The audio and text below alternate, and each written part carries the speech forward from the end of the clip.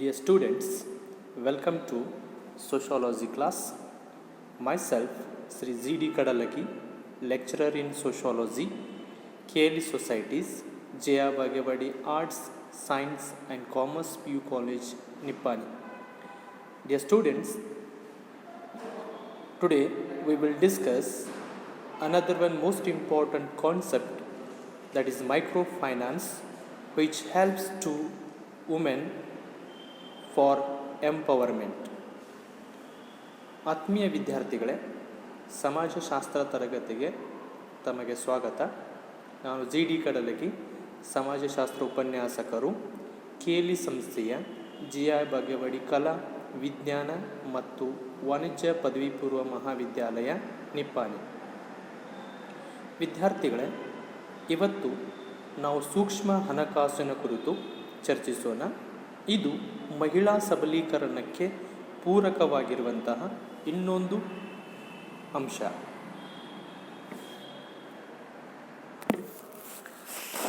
Dear students, microfinance means financial service such as savings accounts, insurance fund and credit provided to poor and low income clients to raise their income and improve their standard of life. Microfinance is nothing but it is a small financial service especially related to saving the money or insurance fund to poor people life, and also it provide small scale of money to poor people on the basis of credit, and it is also a small income which is collected by the poor people. This scheme always rise the income and standard of life of rural poor people. ಸೂಕ್ಷ್ಮ ಹಣಕಾಸು ಅಂತಂದರೆ ಬಡ ಮತ್ತು ಕಡಿಮೆ ಆದಾಯವುಳ್ಳ ಕುಟುಂಬಗಳಿಗೆ ಉಳಿತಾಯ ಖಾತೆಗಳು, ಜೀವ ವಿಮಾ ನಿಧಿ ಮತ್ತು ಸಾಲದಂತಹ ಮೊದಲಾದ ಆರ್ಥಿಕ ಸೇವೆಗಳನ್ನು ಒದಗಿಸುವುದನ್ನು ಮತ್ತು ಅವರ ಆದಾಯ ಹೆಚ್ಚಿಸಿ ಜೀವನ ಮಟ್ಟವನ್ನು ಸುಧಾರಿಸಲು ನೆರವಾಗುವುದೇ ಸೂಕ್ಷ್ಮ ಹಣಕಾಸು. ಸೂಕ್ಷ್ಮ ಹಣಕಾಸು ಅಂತಂದರೆ ಮತ್ತೇನಲ್ಲ, ಒಂದು ಸಣ್ಣ ಪ್ರಮಾಣದ ಹಣವನ್ನು ಉಳಿತಾಯ ಮಾಡುವಂಥದ್ದು. ಇದರಲ್ಲಿ ಮುಖ್ಯವಾಗಿ ಯಾರು ಬಡತನದ ಸ್ಥಿತಿಯಲ್ಲಿರ್ತಾರೆ, ಯಾರ ಆದಾಯ ಅತ್ಯಂತ ಕಡಿಮೆಯಾಗಿರ್ತದೆ, ಅಂಥವರ ಆದಾಯವನ್ನು ಹೆಚ್ಚಿಸೋಗೋಸ್ಕರವಾಗಿ ಸಣ್ಣ ಪ್ರಮಾಣದ ಹಣವನ್ನು ಉಳಿತಾಯ ಮಾಡುವಂಥದ್ದು ಸೂಕ್ಷ್ಮ ಹಣಕಾಸು. ಜೊತೆಗೆ ತಮ್ಮ ಮುಂದಿನ ಜೀವನಕ್ಕೆ ಅನುಕೂಲಕಾರಿಯಾಗಿರುವಂಥ ಹಣದ ಬಳಕೆಯನ್ನು, ಅಂದರೆ ಜೀವ ವಿಮಾದ ಮೂಲಕ, ಆಮೇಲೆ ತಮಗೆ ಬೇಕಾಗಿರುವಂಥ ಸಣ್ಣ ಪ್ರಮಾಣದ ಅವಶ್ಯಕತೆಗಳನ್ನು ಈಡೇರಿಸ್ಕೋಬೇಕಾಗಿರುವಂಥ ಸಣ್ಣ ಪ್ರಮಾಣದ ಸಾಲವನ್ನು ಒದಗಿಸುವಂಥ ಒಂದು ಆರ್ಥಿಕ ಸೇವೆನೇ ಈ ಸೂಕ್ಷ್ಮ ಹಣಕಾಸು ಅಂತ ಕರಿತೀವಿ.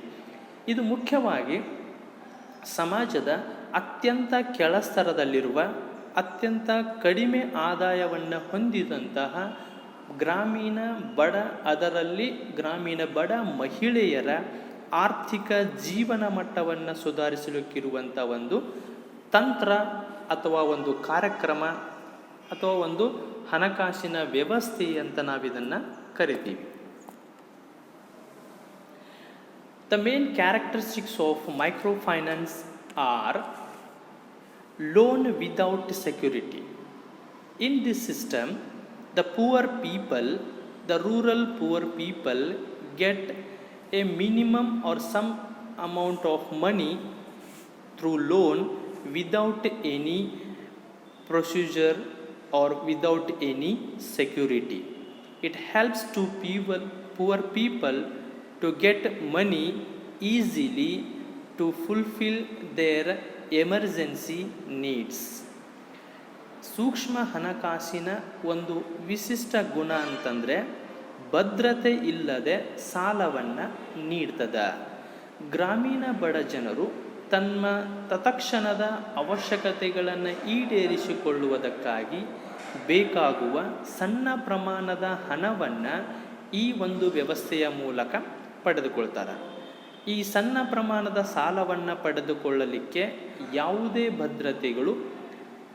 ಭದ್ರತೆಯನ್ನು ಅಥವಾ ಒಂದು ಸಾಕ್ಷ್ಯಾಧಾರಗಳನ್ನು ಕೊಡುವ ಅವಶ್ಯಕತೆ ಇಲ್ಲ.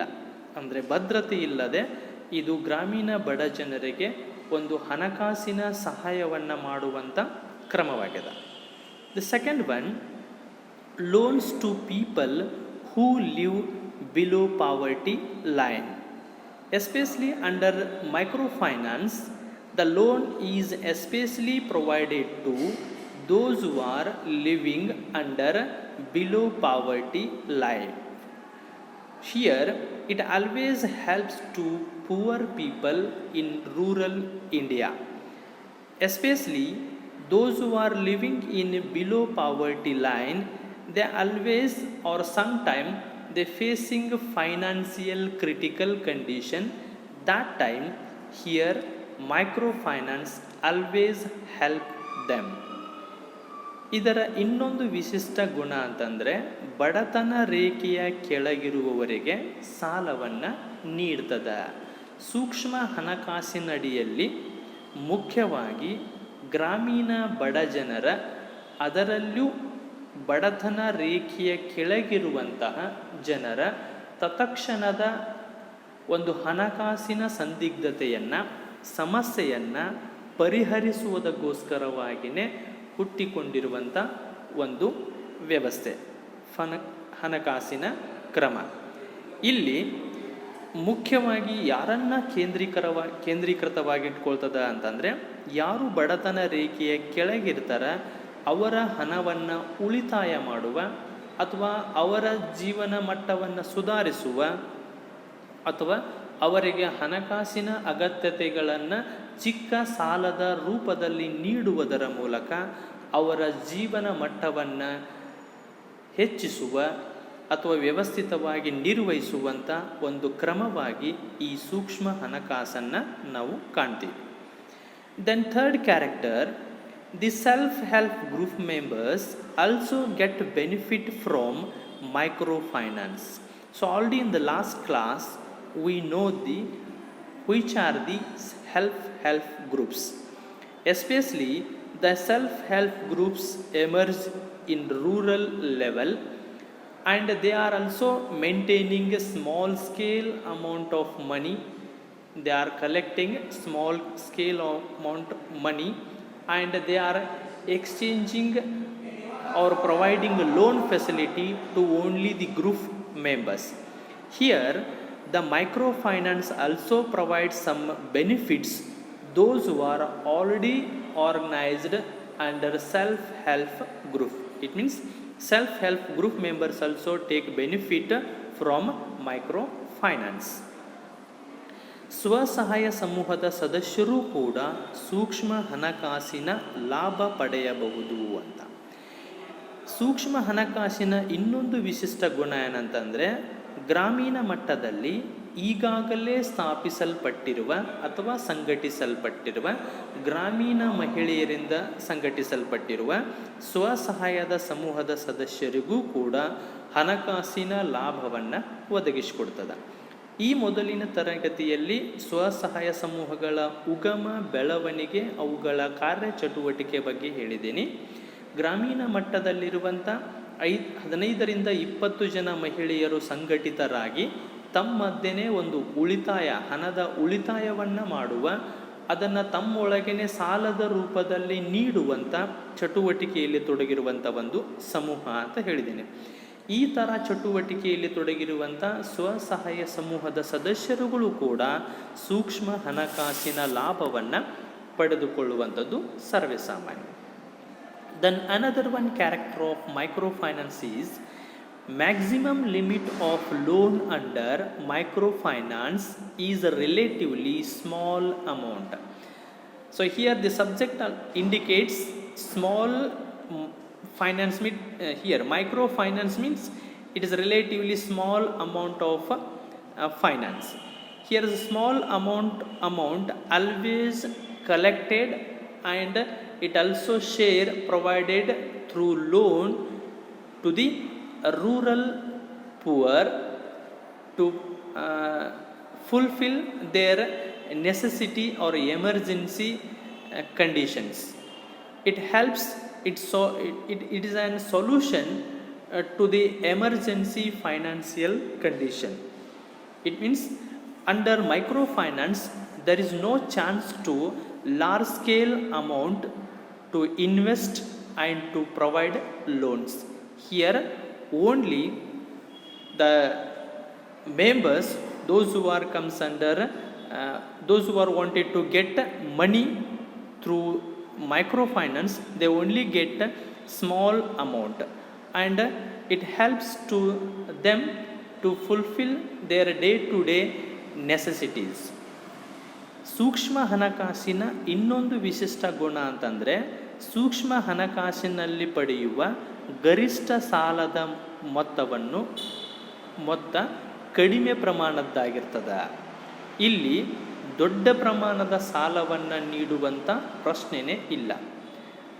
ಇಲ್ಲಿ ದಿನನಿತ್ಯದ ಅವಶ್ಯಕತೆಗಳನ್ನು, ಅದರಲ್ಲೂ ಬಡ ಜನರ ದಿನನಿತ್ಯದ ಅವಶ್ಯಕತೆಗಳನ್ನು ಈಡೇರಿಸುವುದಕ್ಕಾಗಿ ಸಣ್ಣ ಪ್ರಮಾಣದಲ್ಲಿ ಹಣವನ್ನು ಸಂಗ್ರಹಿಸುವ ಅಥವಾ ಸಾಲವನ್ನು ನೀಡುವಂಥ ಪ್ರವೃತ್ತಿ ಈ ವ್ಯವಸ್ಥೆಯಲ್ಲಿರುವುದರಿಂದ ಇದು ಗರಿಷ್ಠವಾಗಿ ನೀಡುವಂಥ ಸಾಲದ ಮೊತ್ತನೇ ಅತ್ಯಂತ ಕಡಿಮೆಯದ್ದಾಗಿರ್ತದೆ.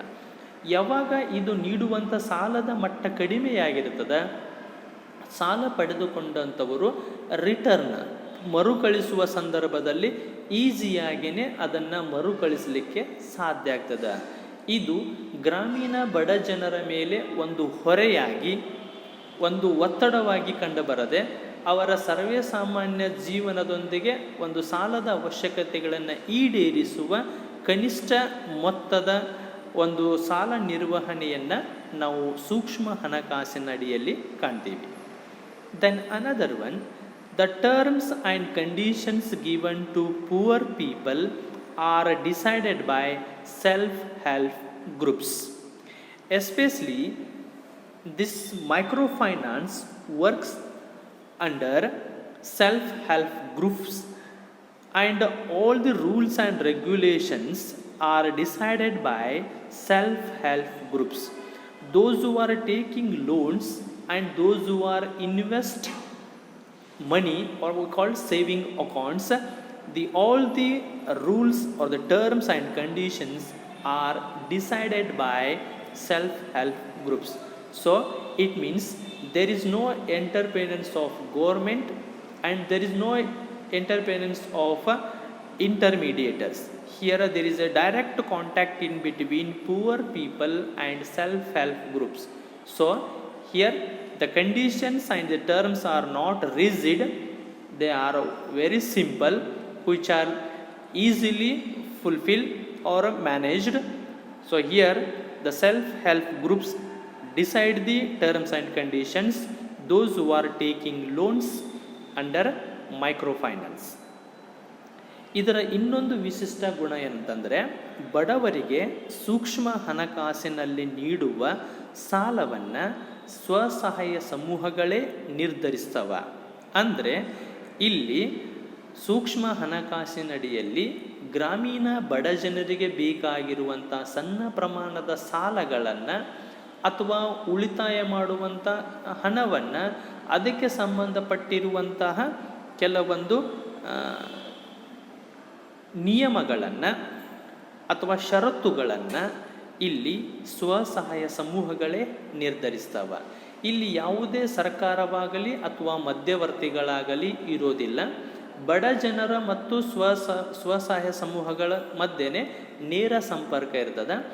ಇದು ಅತ್ಯಂತ ಸರಳವಾಗಿರುವಂತಹ ಕೆಲವೊಂದು ನಿಯಮಗಳನ್ನು, ಷರತ್ತುಗಳನ್ನು ಹಾಕಿರ್ತದೆ. ಹಣ ಉಳಿತಾಯ ಮಾಡುವುದಕ್ಕಾಗಿರ್ಬೋದು ಅಥವಾ ಸಣ್ಣ ಪ್ರಮಾಣದ ಸಾಲವನ್ನು ನೀಡುವುದಕ್ಕಾಗಿರ್ಬೋದು. ಆ ದೃಷ್ಟಿಯಲ್ಲಿ ಬಡ ಜನರಿಗೆ ಇದೊಂದು ತೊಂದರೆದಾಯಕವಾಗಿರದೆ ಸರ್ವೇ ಸಾಮಾನ್ಯವಾಗಿರುವಂಥ ನಿಯಮ ಷರತ್ತುಗಳಡಿಯಲ್ಲಿ ಸಾಲವನ್ನು ಪಡಿಲಿಕ್ಕೆ ಇದು ಅವಕಾಶವನ್ನು ಕಲ್ಪಿಸ್ತದೆ. These all are the characteristics of microfinance. Next, there are two types of financial service under microfinance. The two main methods for delivery of finance services are: first one, on the basis of relationship based banking for individual entrepreneurs and small businesses. Here, under microfinance, the financial service or finance is provided on the one method, that is relationship based banking for individual entrepreneurs and small businesses. ಇಲ್ಲಿ ಸೂಕ್ಷ್ಮ ಹಣಕಾಸಿನಡಿಯಲ್ಲಿ ಹಣಕಾಸಿನ ಸೇವೆಗಳನ್ನು ಒದಗಿಸುವುದಕ್ಕಾಗಿ ಎರಡು ಪ್ರಮುಖ ವಿಧಾನಗಳಿದಾವೆ. ಒಂದು, ಖಾಸಗಿ ಉದ್ದಿಮೆದಾರರಿಗೆ ಮತ್ತು ವ್ಯಾಪಾರಸ್ಥರಿಗೆ ಸಂಬಂಧ ಆಧಾರಿತ ಬ್ಯಾಂಕಿಂಗ್ ವ್ಯವಸ್ಥೆ ಇದೆ. ಇಲ್ಲಿ ಒಂದು ಸಂಬಂಧದ ಆಧಾರದ ಮೇಲೆ ಖಾಸಗಿ ಉದ್ದಿಮೆಯನ್ನು ಸ್ಥಾಪಿಸುವವರಿಗೆ, ಸಣ್ಣ ಪ್ರಮಾಣದ ವ್ಯಾಪಾರವನ್ನು ಕೈಗೊಳ್ಳುವಂಥವರಿಗೆ ಒಂದು ಸಂಬಂಧದ ಆಧಾರದ ಮೇಲೆ ಸಾಲವನ್ನು ನೀಡುವಂತಹ ಅಥವಾ ಬ್ಯಾಂಕಿಂಗ್ ಆಧಾರಿತ ಸೌಲಭ್ಯಗಳನ್ನು ಒದಗಿಸುವಂಥ ಒಂದು ಸೇವೆಯನ್ನು ಈ ಸೂಕ್ಷ್ಮ ಹಣಕಾಸಿನಡಿಯಲ್ಲಿ ಕಾಣ್ತೀವಿ. And second one, it also provide some financial service on the basis of another one method, that is group based models. Here the microfinance provides loans or finance to the group, and it also collect that loan on the basis of group. It means it provides in the two way, on the basis of individual and on the basis of group. ಎರಡನೆಯದಾಗಿ ಇದು ಹಣಕಾಸಿನ ಸೇವೆಯನ್ನು ಒದಗಿಸುವಂಥದ್ದು ಗುಂಪು ಆಧಾರಿತ ಮಾದರಿಯ ಮೇಲೆ. ಇಡೀ ಒಂದು ಸಮೂಹಕ್ಕೇ ಒಂದು ಲೋನನ್ನು, ಸಾಲವನ್ನು ನೀಡ್ತದೆ. ಸಮೂಹದಿಂದನೇ ಸಾಲವನ್ನು ಮರುಪಾವತಿಸಿಕೊಳ್ತದೆ. ಅಂದರೆ ವ್ಯಕ್ತಿಗತ ಆಧಾರದ ಮೇಲೆ ಸಾಲವನ್ನು ನೀಡ್ತದೆ, ಇನ್ನೊಂದು ಗುಂಪು ಆಧಾರಿತವಾಗಿ ಸಾಲವನ್ನು ನೀಡ್ತದೆ. ಸೊ ಈ ಥರ ಹಣಕಾಸನ್ನು ವ್ಯಕ್ತಿಗತ ಮತ್ತು ಸಮೂಹ ಆಧಾರಿತ ಎರಡೂ ರೀತಿಯಲ್ಲಿ ಸೂಕ್ಷ್ಮ ಹಣಕಾಸಿನಡಿಯಲ್ಲಿ ನಿರ್ವಹಿಸಲಾಗ್ತದೆ ಅಂತ. Here microfinance is A movement for poor and provides them high quality financial service. ಇಲ್ಲಿ ಸೂಕ್ಷ್ಮ ಹಣಕಾಸು ಅನ್ನುವಂಥದ್ದು ಕಿರುಸಾಲ ಬಡವರಿಗಾಗಿ ಒಂದು ಚಳುವಳಿಯಾಗಿದ್ದು, ಸಣ್ಣ ಪ್ರಮಾಣದ ಸಾಲವನ್ನು ಪಡೆದುಕೊಳ್ಳುವಂಥ ಬಡವರಿಗೆ ಒಂದು ಚಳುವಳಿಯಾಗಿದ್ದು, ಉನ್ನತ ಮಟ್ಟದ ಆರ್ಥಿಕ ಸೇವೆಗಳನ್ನು ಈ ವರ್ಗದ ಜನರಿಗೂ ಒದಗಿಸುವಂಥ ಒಂದು ಉದ್ದೇಶವನ್ನು ಸೂಕ್ಷ್ಮ ಹಣಕಾಸು ಹೊಂದದ. Dear students, next, types of microfinance. Here the first one, informal financial service providers. Under informal financial service provider comes money lenders, pawn brokers, saving collectors, cheat funds and input supply shops. Here under this type of microfinance, it provide fast financial service, but it is very costly. People sometimes may lose their money under informal financial service system, because here there is no fixed rules and regulations, and they are not in written. These all only the financial services managed through informally, only orally, on the basis of confidence, on the basis of relationship, on the basis of contact. So here under this system the people get a very fast financial service, but it is very costly. ಸೂಕ್ಷ್ಮ ಹಣಕಾಸಿನ ಪ್ರಕಾರಗಳು ಬರ್ತವೆ. ಇದರಲ್ಲಿ ಮೊದಲನೆಯ ಪ್ರಕಾರ ಏನಂತಂದರೆ ಅನೌಪಚಾರಿಕ ಹಣಕಾಸಿನ ಸೇವೆ ನೀಡುವವರು ಅಂತ. ಈ ಅನೌಪಚಾರಿಕ ಹಣಕಾಸಿನ ಸೇವೆಯನ್ನು ಒದಗಿಸುವವರು ಯಾರು ಅಂತಂದರೆ ಲೇವಾದೇವಿದಾರರು, ಗಿರ್ವಿ ಅಂಗಡಿಯವರು, ಉಳಿತಾಯ ಹಣ ಸಂಗ್ರಾಹಕರು, ಚೀಟಿ ವ್ಯವಹಾರ ಮಾಡುವರು. ಈ ಒಂದು ಅನೌಪಚಾರಿಕ ಹಣಕಾಸಿನ ಸೇವೆಯನ್ನು ನೀಡುವವರಲ್ಲಿ ಬರ್ತಾರೆ. ಇವರು ತ್ವರಿತ ಸೇವೆಯನ್ನು ನೀಡ್ತಾರೆ, ಎಮರ್ಜೆನ್ಸಿ ಹಣಕಾಸಿನ ಸೇವೆಯನ್ನು ಈಡೇರಿಸ್ತಾರೆ. ಆದರೆ ಇವರು ತೆಗೆದುಕೊಳ್ಳುವಂಥ ಒಂದು ಬಡ್ಡಿ ಇದಲ್ಲ, ಅದು ದುಬಾರಿಯಾಗಿರ್ತದೆ. ಆಮೇಲೆ ಈ ಪದ್ಧತಿಯಲ್ಲಿ ಹಣವನ್ನು ತೊಡಗಿಸುವಂಥವರು ಸಮ್ಟೈಮ್ ಹಣವನ್ನು ಕಳೆದುಕೊಳ್ಳಬಹುದು. ಯಾಕೆ ಅಂತಂದರೆ ಇವರು ಸಾಲವನ್ನು ನೀಡುವಂಥ ಸಂದರ್ಭದಲ್ಲಿ ಯಾವುದೇ ಲಿಖಿತವಾಗಿರುವಂಥ ದಾಖಲೆಗಳನ್ನು ಹೊಂದಿರುವುದಿಲ್ಲ. ಇಲ್ಲಿ ಕೇವಲ ವಿಶ್ವಾಸ, ಸಂಬಂಧ, ಆತ್ಮೀಯತೆ ಮತ್ತು ನಿರಂತರ ಸಂಪರ್ಕದ ಮೂಲಕ ಹಣಕಾಸಿನ ವ್ಯವಹಾರ ಏರ್ಪಡ್ತದೆ. ಅಂದರೆ ಒಟ್ಟಿನಲ್ಲಿ ಅನೌಪಚಾರಿಕ ರೂಪದಲ್ಲಿ ಇರ್ತದೆ. ಆ ಕಾರಣಕ್ಕಾಗಿ ಸಮ್ಟೈಮ್ ಹಣವನ್ನು ನೀಡಿದವರು ಹಣವನ್ನು ಕಳೆದುಕೊಳ್ಳುವಂಥ ಸ್ಥಿತಿಯೂ ಕೂಡ ಬರ್ತದೆ. ಆದರೆ ಇನ್ನೊಂದು ರೀತಿಯಲ್ಲಿ ಇದರಿಂದ ಲಾಭವನ್ನು, ಇದು ದುಬಾರಿ ರೂಪದಲ್ಲಿರೋದ್ರಿಂದ ಲಾಭವನ್ನು ಪಡೆದುಕೊಳ್ಳುವಂಥ ಸ್ಥಿತಿಯೂ ಇರ್ತದೆ ಅಂತ. Then come to the second type, member owned organisations. Here microfinance financial services also provided to the beneficiaries under member owned organizations.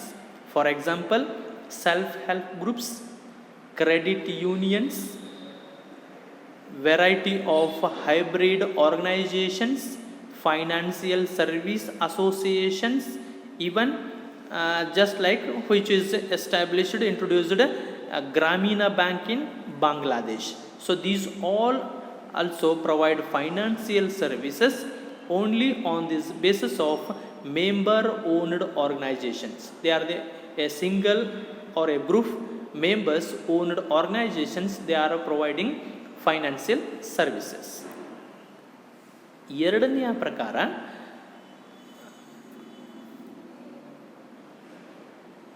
ಸದಸ್ಯರ ಮಾಲೀಕತ್ವದ ಸಂಘಟನೆಗಳು ಅಂತ. ಇಲ್ಲಿ ಇನ್ನೊಂದು ರೀತಿಯಾಗಿ ಹಣಕಾಸಿನ ಸೇವೆ ಒದಗಿಸಲ್ಪಡ್ತದೆ ಸೂಕ್ಷ್ಮ ಹಣಕಾಸಿನ ಅಡಿಯಲ್ಲಿ. ಅಲ್ಲಿ ಸದಸ್ಯರು ಮಾಲೀಕತ್ವವನ್ನು ಹೊಂದಿರುವಂಥ ಕೆಲವೊಂದು ಸಂಘಟನೆಗಳ ಮೂಲಕ, ಅಲ್ಲಿ ಒಬ್ಬನೇ ವ್ಯಕ್ತಿ ಇರ್ಬೋದು ಅಥವಾ ಹಲವಾರು ಸದಸ್ಯರಿಂದ ಕೂಡಿರುವಂಥ ಒಂದು ಸಂಘ ಇರ್ಬೋದು, ಅದರ ಮೂಲಕ ಹಣಕಾಸಿನ ಸೇವೆಯನ್ನು ಒದಗಿಸ್ತಿರ್ತಾವೆ. ಉದಾಹರಣೆಗೆ ಸ್ವಸಹಾಯ ಸಂಘಗಳು, ಸಹಕಾರಿ ಸಾಲ ಸಂಘಗಳು, ವಿವಿಧ ಆರ್ಥಿಕ ಸೇವಾ ಸಂಘಗಳು, ಬಾಂಗ್ಲಾದೇಶದ ಗ್ರಾಮೀಣ ಬ್ಯಾಂಕ್. ಇವು ಈ ಸದಸ್ಯತ್ವ ಮಾಲೀಕತ್ವದ ಸಂಘಗಳಿಗೆ ಹಣಕಾಸಿನ ಸೇವೆಯನ್ನು ಒದಗಿಸಿರುವಂಥ ಪ್ರಮುಖ ಸಂಘಟನೆಗಳು ಅಂತ. Then third one, formal financial institutions. Formal financial institutions, for example commercial banks, state bank, agricultural development bank, saving banks, rural bank and non-bank financial institutions. So these all banks provide financial service only formally through written and fixed rules and regulations. So we call them formal financial institutions. Especially this type of formal financial institutions are controlled by government. Under this system, the taking of financial loan or a loan, it is a high cost, because taking of loans under this system, high cost of operations is here. So it is very difficult to poor people to take finance or to take a loan under formal financial institution. ಮೂರನೆಯ ಪ್ರಕಾರ ಔಪಚಾರಿಕ ಹಣಕಾಸಿನ ಸಂಸ್ಥೆಗಳು ಅಂತ. ಇದರಲ್ಲಿ ಬರುವಂಥವುಗಳು ವಾಣಿಜ್ಯ ಬ್ಯಾಂಕುಗಳು, state bank, ಕೃಷಿ ಅಭಿವೃದ್ಧಿ ಬ್ಯಾಂಕ್, ಉಳಿತಾಯ ಬ್ಯಾಂಕುಗಳು, ಗ್ರಾಮೀಣ ಬ್ಯಾಂಕ್ ಮತ್ತು ಬ್ಯಾಂಕೇತರ ಹಣಕಾಸು ಸಂಸ್ಥೆಗಳು. ಇಷ್ಟು ಈ ಒಂದು ಔಪಚಾರಿಕ ಹಣಕಾಸಿನ ಸಂಸ್ಥೆಗಳಲ್ಲಿ ಬರ್ತಾವ. ಇವು ಒಂದು ಲಿಖಿತವಾಗಿರುವಂಥ ಸ್ಪಷ್ಟವಾಗಿರುವಂಥ ನಿಯಮ ಮತ್ತು ಷರತ್ತುಗಳನ್ನು ಒಳಗೊಂಡು ಕೆಲಸ ನಿರ್ವಹಿಸ್ತವೆ. ಇವು ಸರ್ಕಾರ ಅಧೀನದಲ್ಲಿ ಕೆಲಸವನ್ನು ಅಥವಾ ಹಣಕಾಸಿನ ಸೇವೆಯನ್ನು ಒದಗಿಸ್ತವೆ. ಅಂದರೆ ಸರ್ಕಾರದ ನಿಯಂತ್ರಣ ಇರ್ತದೆ. ಈ ಬ್ಯಾಂಕ್ಗಳಲ್ಲಿ ಒಬ್ಬ ಗ್ರಾಮೀಣ ಬಡ ವ್ಯಕ್ತಿ ಸಾಲವನ್ನು ತೆಗೆದುಕೊಳ್ಬೇಕಂತಂದರೆ ಅದಕ್ಕೆ ಕಾರ್ಯನಿರ್ವಹಣಾ ವೆಚ್ಚವನ್ನು ಭರಿಸಬೇಕಾಗ್ತದೆ. ಇದು ಅವನಿಗೆ ದುಬಾರಿ ಆಗ್ತದೆ. ಅಂದರೆ ಮೊದಲಿನ ಪದ್ಧತಿಗಳಿಗೆ ಹೋಲಿಕೆ ಮಾಡಿದರೆ ಇದು ಸ್ವಲ್ಪ ಸಿಸ್ಟಮೆಟಿಕ್ ಆಗಿ ವ್ಯವಸ್ಥಿತಬದ್ಧವಾಗಿ ಕರಾರುಬದ್ಧವಾಗಿ ಏರ್ಪಡ್ತದೆ. ಆದರೆ ಸಾಲ ತೆಗೆದುಕೊಳ್ಳಲಿಕ್ಕೆ ದುಬಾರಿ ಅನ್ನುವಂಥದ್ದನ್ನು ನಾವಿಲ್ಲಿ ಕಾಣ್ತೀವಿ. And mobile banking and payment technologies providing to this branches. It is another one benefit at a present day. They are also started mobile banking and payment technologies. ಈ ಔಪಚಾರಿಕ ಹಣಕಾಸಿನ ಸಂಸ್ಥೆಗಳಲ್ಲಿ ಪ್ರಸ್ತುತವಾಗಿ ನೋಡಿದರೆ ಮೊಬೈಲ್ ಬ್ಯಾಂಕಿಂಗ್ ಮತ್ತು ಈ ತಂತ್ರಜ್ಞಾನವನ್ನು ತಮ್ಮ ಶಾಖೆಗಳಿಗೆ ಒದಗಿಸವ. ಇದರ ಮೂಲಕ ಹಣಕಾಸಿನ ಸೇವೆಗಳನ್ನು ಒದಗಿಸುವಂಥ ಕೆಲಸ ಇಲ್ಲಿ ಏರ್ಪಡ್ತದೆ. Here when and where the microfinance starts. Here microfinancing has roots in the 1970s when organization established, that is as the Grameen Bank of Bangladesh by Muhammad Yunus. ಈ ಸೂಕ್ಷ್ಮ ಹಣಕಾಸು ಯಾವಾಗ ಎಲ್ಲಿ ಆರಂಭವಾಯಿತು ಅಂತ ನೋಡಿದಾಗ ಸೂಕ್ಷ್ಮ ಹಣಕಾಸು 1970ರಲ್ಲಿ ಮೊಹಮ್ಮದ್ ಯೂನಸರು ಬಾಂಗ್ಲಾದೇಶದಲ್ಲಿ ಪ್ರಾರಂಭಿಸಿದ ಗ್ರಾಮೀಣ ಬ್ಯಾಂಕ್ ಆಧುನಿಕ ಸೂಕ್ಷ್ಮ ಹಣಕಾಸಿಗೆ ಪ್ರೇರಣೆಯಾಗಿರುವಂಥದ್ದನ್ನು ನಾವಿಲ್ಲಿ ಕಾಣ್ತೀವಿ ಅಂತ. Then come to the micro finance in India. So here Mohammad Yunus, a Nobel Prize winner, introduced the concept of microfinance in Bangladesh in the form of the introduction or the establishment of Gramina Bank, and same the NABARD took this idea in India. NABARD took this idea and started the concept of microfinance in India. ಭಾರತದಲ್ಲಿ ಈ ಸೂಕ್ಷ್ಮ ಹಣಕಾಸು ಹೇಗೆ ಆರಂಭ ಆಯಿತು, ಎಲ್ಲಿಂದ ಅಂತ ನೋಡಿದರೆ ನೋಬೆಲ್ ಪ್ರಶಸ್ತಿ ವಿಜೇತ ಮೊಹಮ್ಮದ್ ಯೂನಸ್ ಗ್ರಾಮೀಣ ಬ್ಯಾಂಕಿನ ರೂಪದಲ್ಲಿ ಅದು ಬಾಂಗ್ಲಾದೇಶದಲ್ಲಿ ಸೂಕ್ಷ್ಮ ಹಣಕಾಸಿನ ಪರಿಕಲ್ಪನೆಯನ್ನು ಪರಿಚಯಿಸಿದರು. ಇದು ಆಗಲೇ ನಮಗೆ ಗೊತ್ತಾಯಿತು. ಭಾರತದಲ್ಲಿ ನಬಾರ್ಡ್ ಈ ಪರಿಕಲ್ಪನೆಯನ್ನು ಪ್ರಾರಂಭಿಸ್ತದೆ.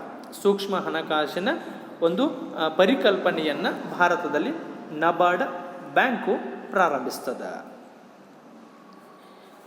The main aim of this concept is exist a link between self-help groups, non-governmental organizations and banks. The self-help group and bank linkage program, which was undertaken since 1992 in India. It had financed about 22.4 lakh self-help groups by 2006. ಇಲ್ಲಿ ಸ್ವಸಹಾಯ ಸಂಘಗಳ, ಸರ್ಕಾರೇತರ ಸಂಘಟನೆಗಳ ಮತ್ತು ಬ್ಯಾಂಕುಗಳ ನಡುವೆ ಸಂಪರ್ಕ ಕಲ್ಪಿಸುವುದೇ ಈ ಪರಿಕಲ್ಪನೆಯ ಉದ್ದೇಶವಾಗಿದೆ. ಇಲ್ಲಿ ಸ್ವಸಹಾಯ ಸಮೂಹಗಳು ಅಥವಾ ಸಂಘಗಳು, ಆಮೇಲೆ ಕೆಲವೊಂದು ಸರ್ಕಾರೇತರ ಸಂಘಟನೆಗಳು ಮತ್ತು ರಾಷ್ಟ್ರೀಯ ಬ್ಯಾಂಕುಗಳು, ಇವುಗಳ ನಡುವೆ ಒಂದು ನೇರ ಸಂಪರ್ಕವನ್ನು ಕಲ್ಪಿಸುವುದಕ್ಕೋಸ್ಕರವಾಗಿಯೇ ಈ ಸೂಕ್ಷ್ಮ ಹಣಕಾಸು ಅನ್ನುವಂಥ ಪರಿಕಲ್ಪನೆಯನ್ನು ಪ್ರಾರಂಭಿಸಲಾಯಿತು ಅಂತ.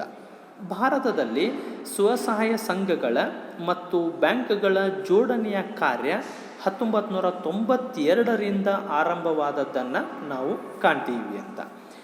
ಸುಮಾರು 2006ರ ಹೊತ್ತಿಗೆ 22.4 ಲಕ್ಷಗಳಷ್ಟು ಸ್ವಸಹಾಯ ಸಂಘಗಳಿಗೆ ಹಣಕಾಸು ಸಹಾಯ ನೀಡಲಾಗಿತ್ತು ಅನ್ನುವಂಥದ್ದನ್ನು ನಾವಿಲ್ಲಿ ನೆನಪಿಸ್ಕೊಳ್ತೀವಿ ಅಂತ. So these all concept related to the micro finance.